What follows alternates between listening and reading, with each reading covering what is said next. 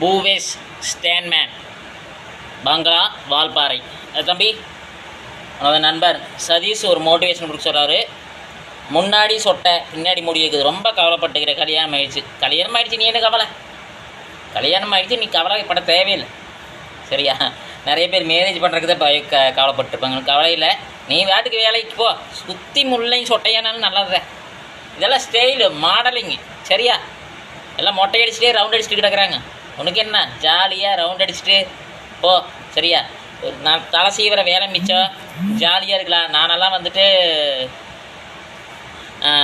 முடி வந்துட்டு ஃபுல்லாக கட் பண்ணிடலான்ட்டுக்கிறேன்.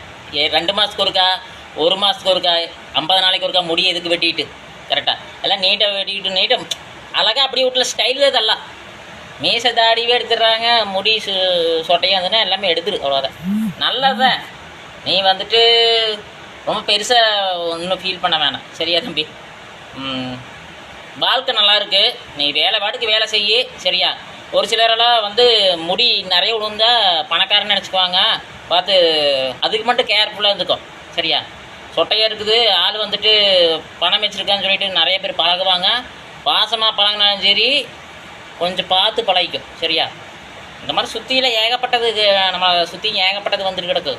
பார்த்து பத்திரமா இருந்துக்கும். சரியா? அதுதான், வேறு எதுவும் கிடையாது. நீ ராசின்னு தான் சொல்லுவாங்க. சரியா? சொட்டையாக இருக்கிறது ராசின்னு தான் சொல்லுவாங்க.